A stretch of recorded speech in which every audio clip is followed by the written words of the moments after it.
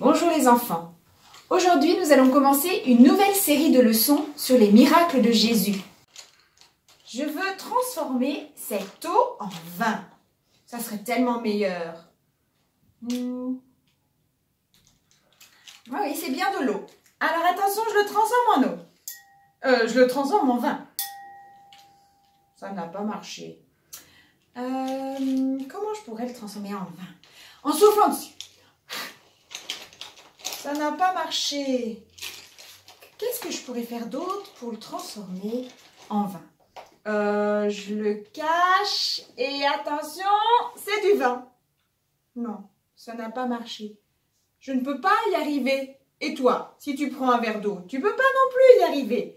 La seule chose que tu peux faire, c'est prendre un autre verre, prendre une bonne bouteille de vin et verser le vin dedans. Et là alors, ce sera du vin.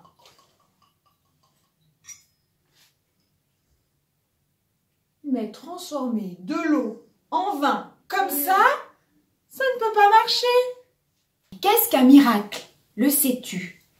Un miracle, c'est quelque chose qui se passe, qui est extraordinaire, qui n'est pas naturel, que nous, on ne peut pas faire. Seul Dieu peut le faire parce qu'il est tout puissant. Il n'a pas de limite. Je vous emmène dans l'histoire du premier miracle de Jésus. Ce premier miracle s'est passé à Cana, en Galilée. Tu peux le trouver dans la Bible, dans Jean 2, 1 à 11. As-tu déjà été invité à un mariage? En général, le marié et la mariée ont des vêtements magnifiques qu'ils ont choisis longtemps à l'avance. Beaucoup de gens participent à la cérémonie puis à la fête. Tout le monde est dans la joie. Eh bien, c'est la même chose à Cana. Un mariage a lieu. Les familles des mariés s'activent depuis déjà plusieurs semaines. Les habits doivent être impeccables. Ils réfléchissent à bien organiser le repas. Que choisir? Quelle nourriture? Regarde bien. Il faut des bonnes choses à manger, du vin. Ça y est, tout est prêt. Les invités sont déjà en route. Il y en a même déjà qui sont arrivés. Parmi eux se trouvent Jésus et ses disciples. Tu les vois? Ils arrivent. Il y a Jésus, à côté de lui Marie, sa mère, et puis ses disciples, ses amis qui sont là, qui l'accompagnent. Les invités discutent en chemin et s'attendent à passer une journée très agréable. En les regardant, les gens ne se doutent pas qu'il y a parmi eux quelqu'un de différent des autres, de particulier. De qui s'agit-il? En quoi est-il différent? Jésus est un jeune homme comme les autres, mais il est aussi Dieu, Dieu le Fils. Lorsqu'il est venu sur la terre, il n'a pas cessé d'être Dieu. Sur la route de Cana, les disciples ne réalisent pas qu'ils sont en train de marcher aux côtés de celui qui a créé la terre, le soleil, les étoiles et les planètes. Jésus peut tout. Il est le tout-puissant Fils de Dieu. Les disciples ne comprennent pas encore combien grand est leur nouveau maître. À ce stade, ils savent surtout qu'il n'est pas un homme comme les autres et sont heureux d'aller à ce mariage avec lui. En arrivant, tous les invités s'arrêtent près de 6 grands vases remplis d'eau. Après avoir marché en sandales sur des routes très poussiéreuses, leurs pieds sont couverts de saleté. Un serviteur les accueille et leur lave les pieds. Puis il verse de l'eau sur leurs mains, même si elles sont propres, car c'est la règle. Les grands vases servent à contenir toute l'eau dont on a besoin. Tout le monde s'active, c'est l'effervescence. Enfin, le repas est prêt à être servi. On fait passer de grands plateaux remplis de mets délicieux. On sert du vin aux invités. De plus en plus de personnes arrivent pour la fête. Dans ce pays, les mariages durent plusieurs jours. On invite tous les amis, les voisins et on offre un grand festin. Il y a de la nourriture en abondance. Tous les serviteurs sont très occupés. Ils passent d'invité en invité pour s'assurer que personne ne manque de rien. Ils remplissent les verres dès qu'ils sont vides, puis retournent chercher du vin dans leur cruche. Mais tout d'un coup, l'un d'eux découvre un gros problème. Il n'y a plus de vin. C'est affreux.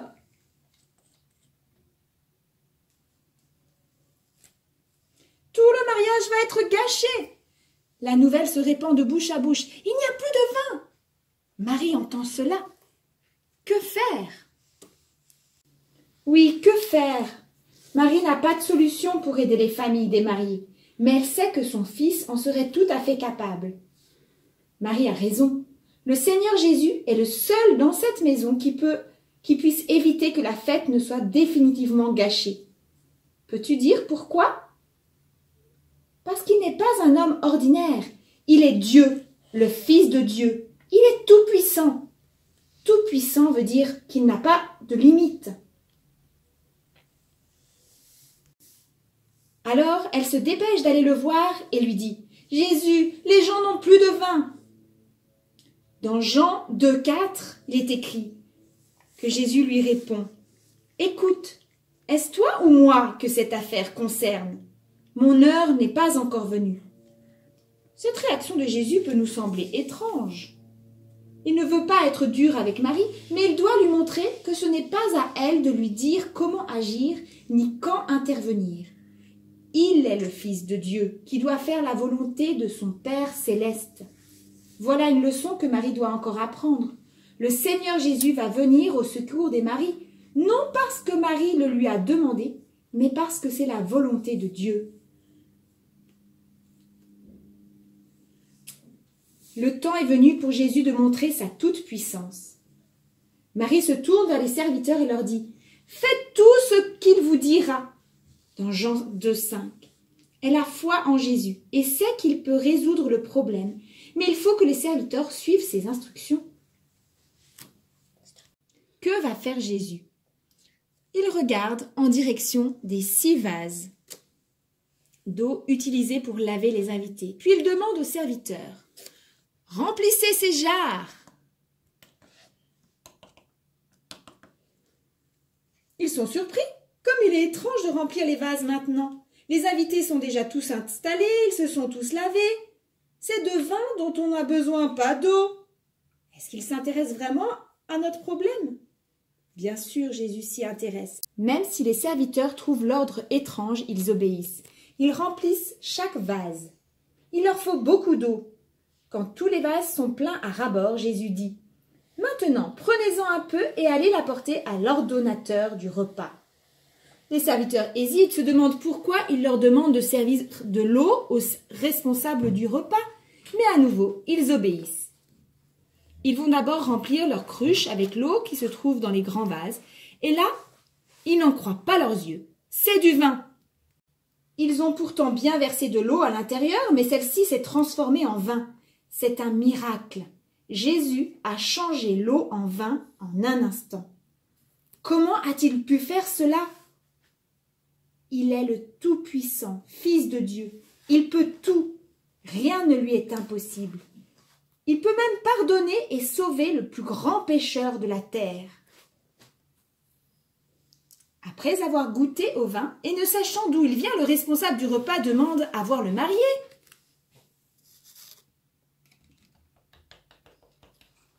Et lui dit « En général, on sert d'abord le bon vin, et quand les gens sont ivres, qu'ils ont trop bu, on leur donne de l'ordinaire. Mais toi, tu as réservé le bon jusqu'à maintenant? » Pas de doute, c'est du vin, et même du bon vin. C'est l'œuvre de Dieu lui-même, qui a créé tout ce qui existe. La plupart de ceux qui ont assisté au miracle s'en souviendront toute leur vie. Car ils ont vu quelque chose que Dieu est capable de faire. Jésus est le Tout-Puissant, Fils de Dieu. Les disciples, eux aussi, ont vu ce qui s'est passé et lui font encore plus confiance. Voici comment Jésus fit le premier de ses miracles à Cana en Galilée. Il fit apparaître ainsi sa gloire et ses disciples crurent en lui. Voilà, la Bible nous dit que par ce miracle, Jésus a montré sa gloire. Il a montré qu'il est le Fils de Dieu, le Tout-Puissant. Et ainsi, ses disciples ont pu croire en lui. Jésus a fait un miracle. Il a répondu à ce qu'on lui avait demandé et il a même donné le meilleur. Toi aussi, tu peux prier, tu peux le prier et faire confiance à Jésus, qu'il te donne le meilleur et qu'il prend soin de toi.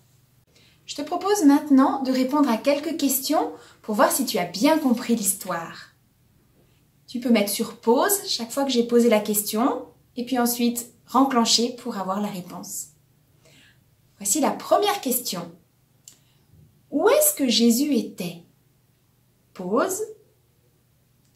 La réponse. À Cana, à un mariage.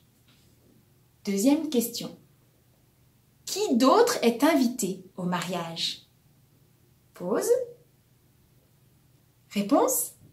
Sa mère, ses disciples et beaucoup d'autres personnes aussi. Troisième question. À quoi servent les 6 vases à l'entrée de la maison? Pause. La réponse. Ils sont là pour que les invités puissent se laver quand ils arrivent. Quatrième question. Quel est le problème pendant le mariage? Pause. La réponse. Il n'y a plus de vin. Cinquième question. Vers qui se tourne Marie? Vers qui donc peux-tu toi aussi te tourner quand tu as un problème? Pause. La réponse. Vers Jésus. Sixième question. Que répond Jésus à Marie? Pause. La réponse. Elle ne doit pas lui dire ce qu'il doit faire, mais Jésus doit obéir à la volonté de Dieu, de son Père. Septième question. Que se passe-t-il ensuite? Pause. La réponse. Jésus change l'eau en vin. Le vin est meilleur encore que le précédent.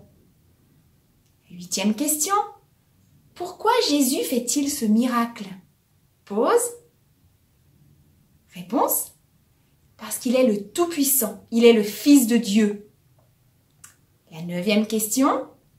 Quel grand miracle Jésus peut-il faire dans ta vie? Pause. La réponse. Il peut te purifier de tes péchés. Il peut pardonner tes péchés. Et ça, c'est un immense miracle. Nous allons maintenant prier ensemble. Merci Seigneur Jésus, parce que tu es le Fils de Dieu. Merci parce que tu es tout-puissant, parce que je peux te faire confiance dans chaque problème de ma vie. Amen. Pour finir, j'aimerais t'apprendre un verset. Ce verset se trouve dans Jean 1, 18. Il dit « Personne n'a jamais vu Dieu. Le Fils unique, qui est dans l'intimité du Père, est celui qui l'a fait connaître. » Essaye de répéter après moi. Personne n'a jamais vu Dieu. Personne n'a jamais vu Dieu. Le Fils unique, Jésus, qui est dans l'intimité du Père, ça veut dire qui est très proche du Père, est celui qui l'a fait connaître. Est celui qui l'a fait connaître. Encore. Personne n'a jamais vu Dieu. Personne n'a jamais vu Dieu. Le Fils unique, qui est dans l'intimité du Père, le Fils unique, qui est dans l'intimité du Père, est celui qui l'a fait connaître. Est celui qui l'a fait connaître. Jean 1, 18. Jean 1, 18. Je vous souhaite une bonne semaine les enfants et à bientôt!